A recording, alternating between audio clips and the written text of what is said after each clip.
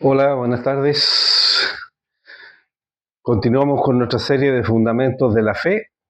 Estamos en la sección llamada Soteriología o estudio de la salvación y comenzamos a ver la introducción la semana pasada de cómo Dios nos ha liberado de la presencia del pecado, que es la glorificación, y terminamos en que la creación espera ardientemente la manifestación de los hijos de Dios.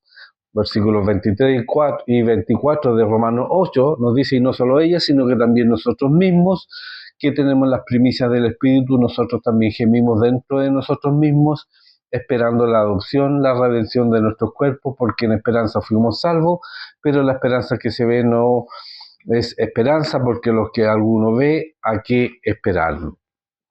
Pero esta gloriosa promesa, nuestra esperanza, es que Jesucristo regresará y cuando lo haga, este cuerpo de carne será redimido. El Señor nos dará un cuerpo nuevo para que nuestro espíritu y alma habiten en él. Nosotros obviamente no lo podemos ver hoy, pero estamos expectantes, esperando que así suceda. Y por lo tanto esperamos ese día la redención de nuestros cuerpos. Romanos capítulo 25 al 30 nos dice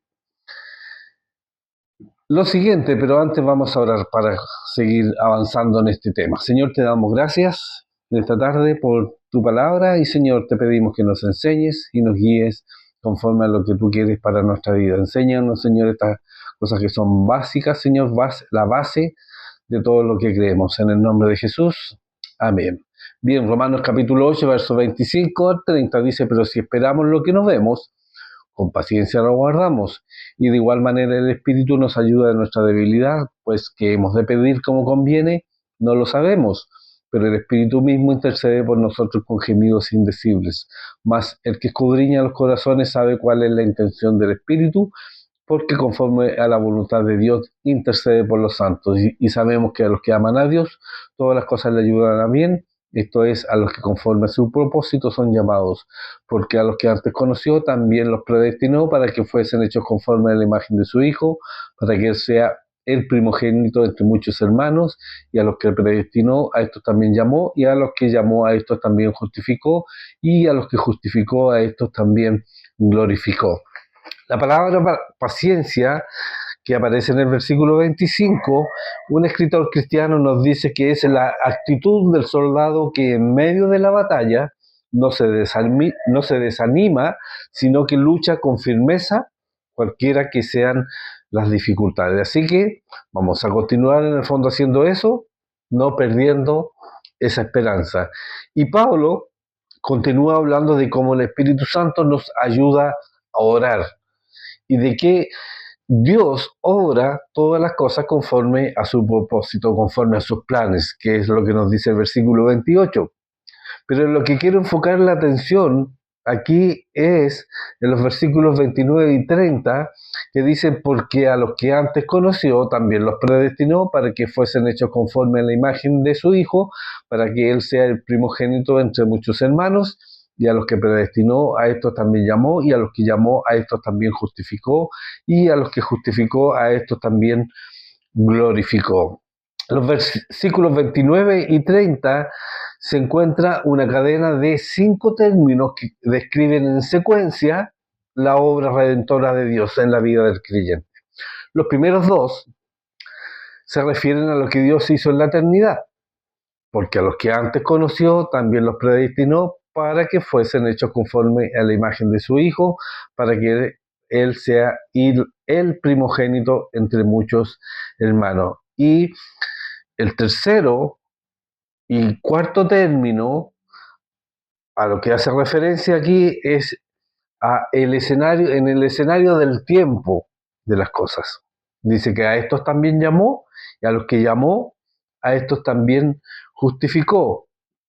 Y al último que hace referencia, al último eh, término que describe esta secuencia o que describe esta obra redentora en secuencia, es que a estos también glorificó y a lo que hará más allá de la historia para completar la obra de salvación.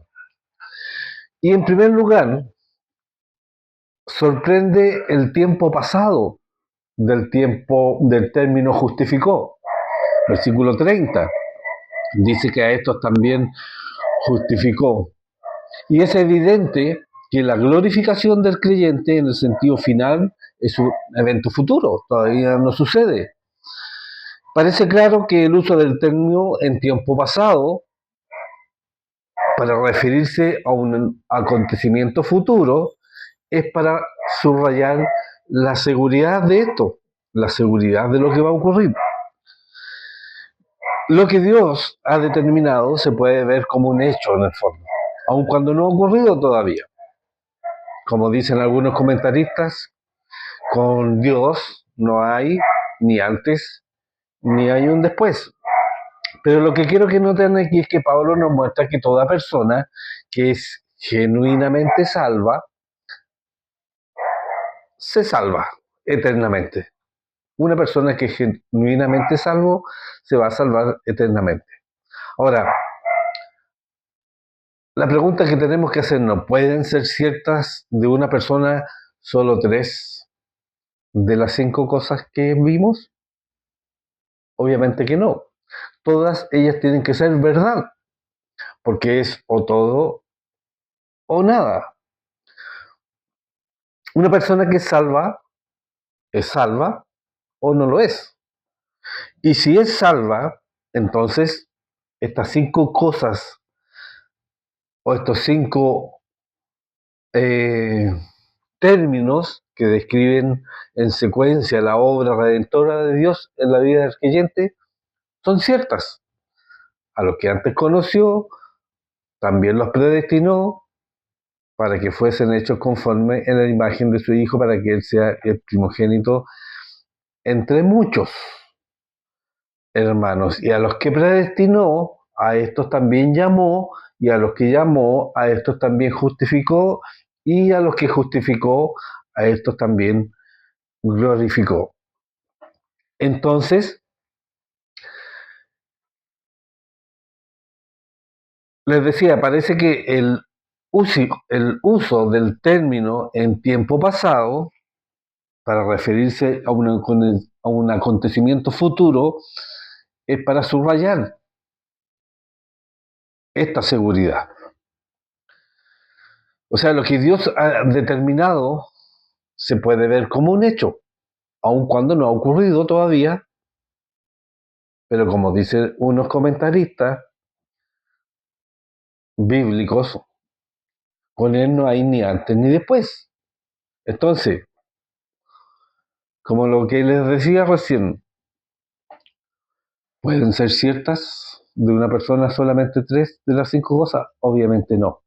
Entonces, de hecho, todas las grandes verdades de Romanos capítulo 8 son solamente para los que de verdad están en Cristo. Romanos capítulo 8, verso 1. Que ninguna condenación hay para los que están en Cristo Jesús. Por otra parte, no olvidemos que Dios quiere que todos los hombres sean salvos y que vengan al conocimiento de la verdad. 1 Timoteo capítulo 3, verso 3 y 4. Entonces, cuando miras estos versículos, ves a Dios obrando en una persona y completando el trabajo.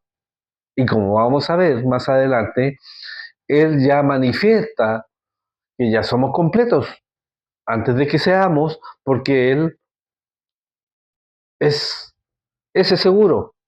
Él lo va a hacer. Romanos capítulo 8, 21 dice, porque a los que antes conoció, también los predestinó para que fuesen hechos conforme a la imagen de su Hijo, para que Él sea primogénito entre muchos hermanos. Entonces, en primer lugar, Dios nos conoció de antemano, lo cual no debiera ser sorpresa.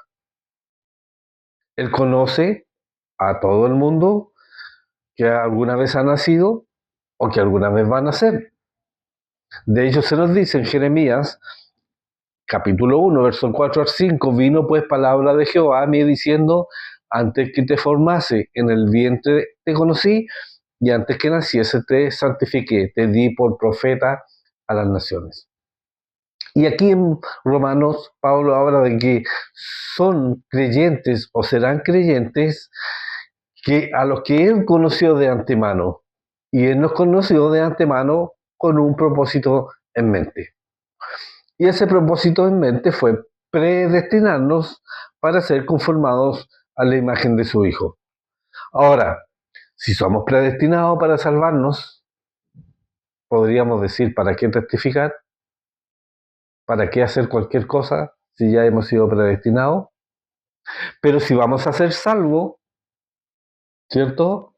No hay nada que puedas hacer para detenerlo, y si no vas a ser salvo, entonces hay nada que puedas hacer para salvarte.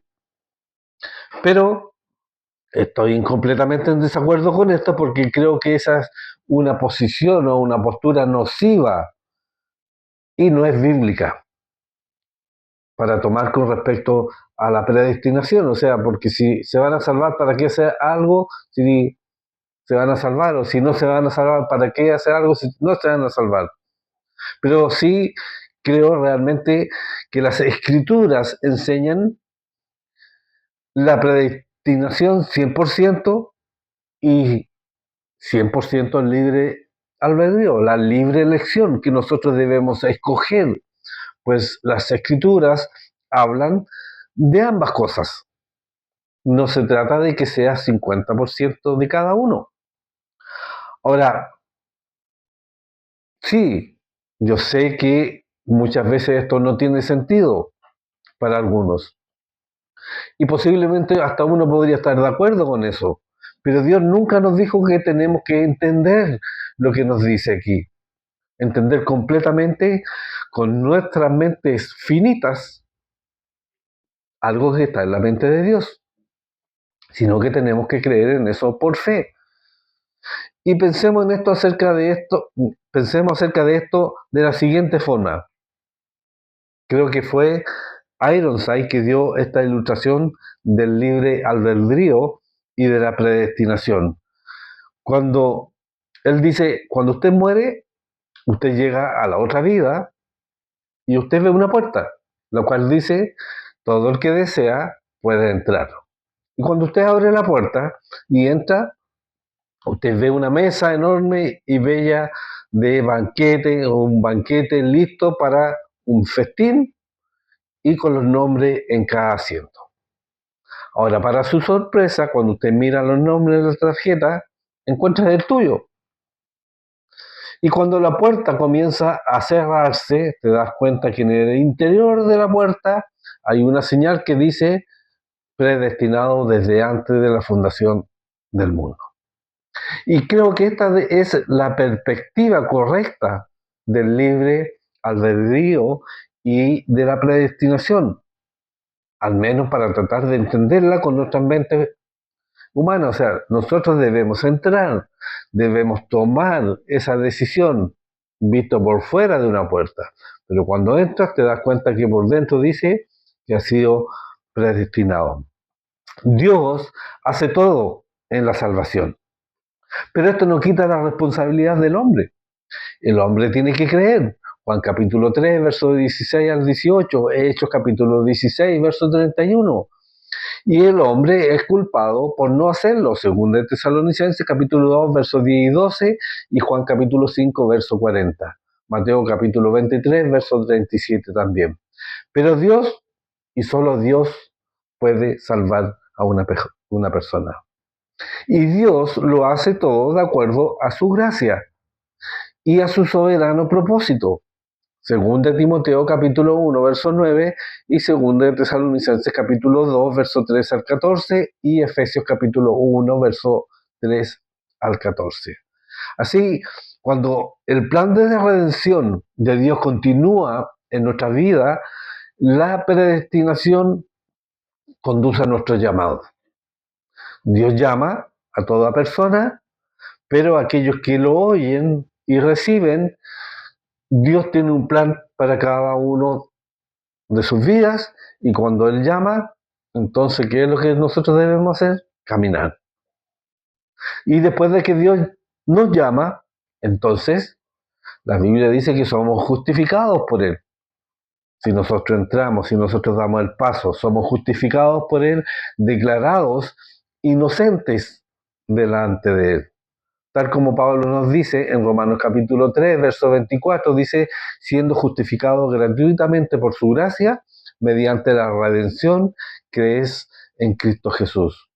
Finalmente, no solo nos llama, nos justifica, sino que también aquí la Escritura nos dice que nos glorificó.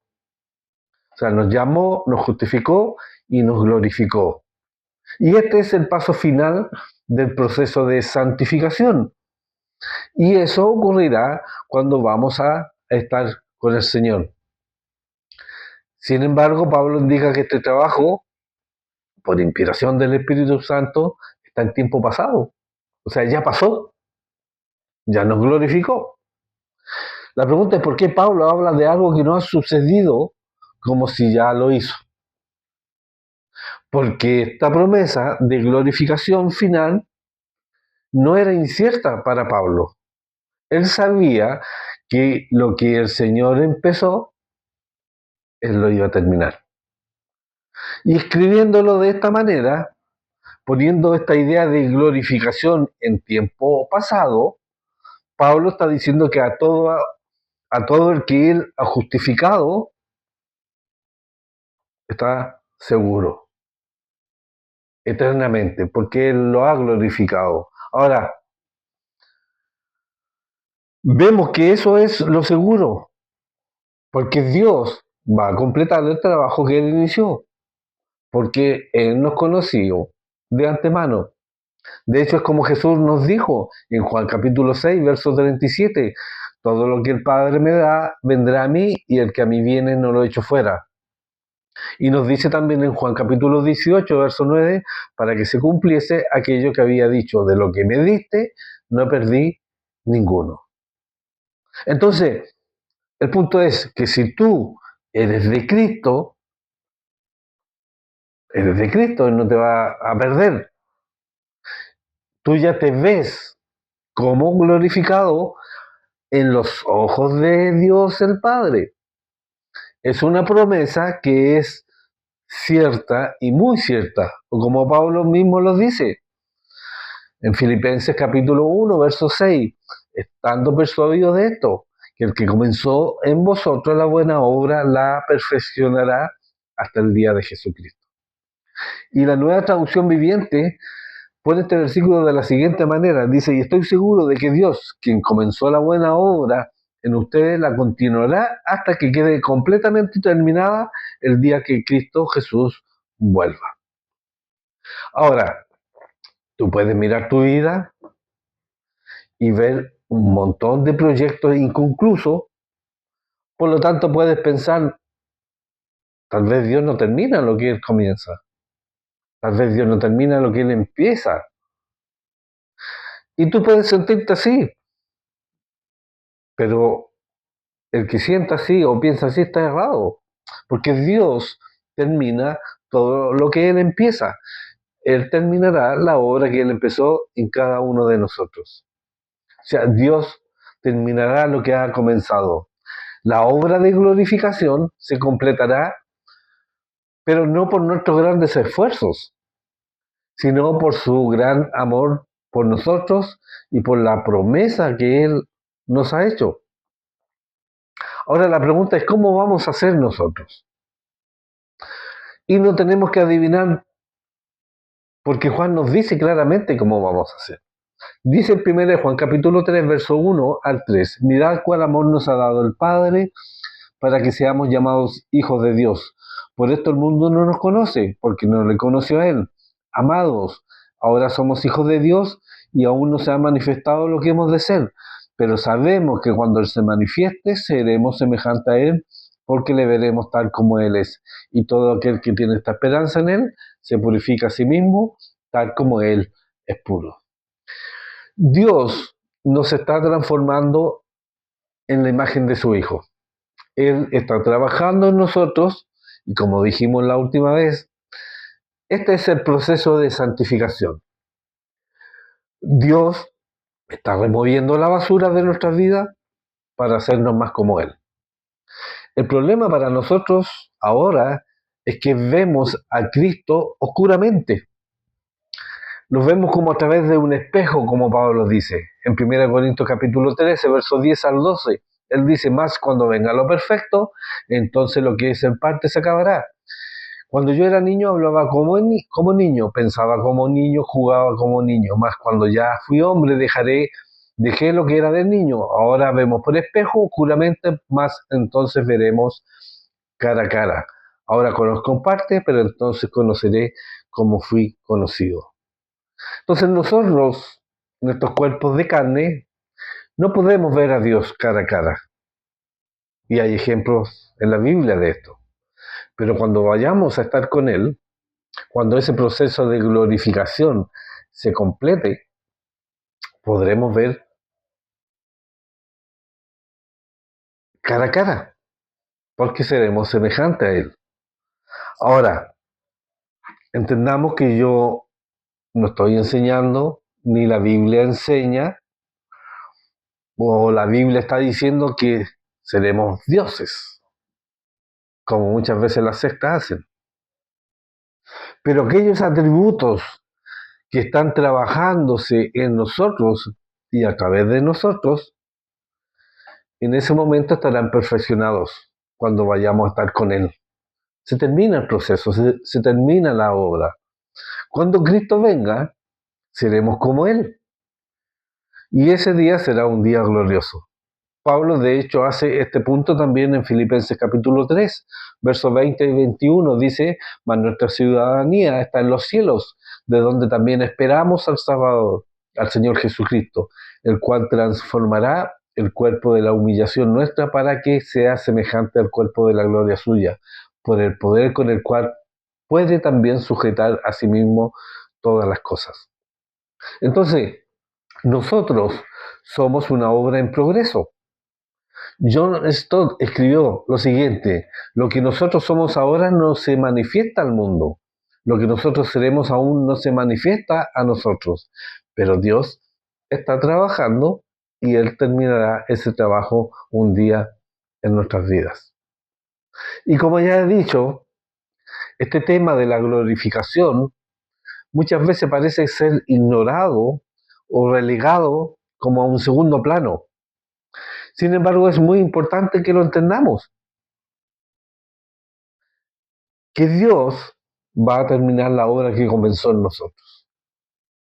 Hay un proceso, que Dios nos transformará a la imagen de Dios, a la imagen de su Hijo. Así que imagínense la presencia futura del pecado en nuestras vidas va a ser eliminada completamente. Algún día la presencia futura del pecado será eliminada. Y estos son temas importantes que debemos terminar, que debemos comprender, que debemos entender. Por lo tanto, vamos a seguir estudiando la próxima semana, una tercera parte de lo que es la glorificación. Vamos a quedar hasta aquí, vamos a orar. Padre, te damos gracias en esta tarde por tu palabra. Te pedimos, Señor, que nos enseñes y nos sigas enseñando. Que podamos entender que tu Espíritu Santo nos abra el entendimiento en todas estas cosas. Te damos gracias en el nombre de Jesús. Amén. Señor les bendiga.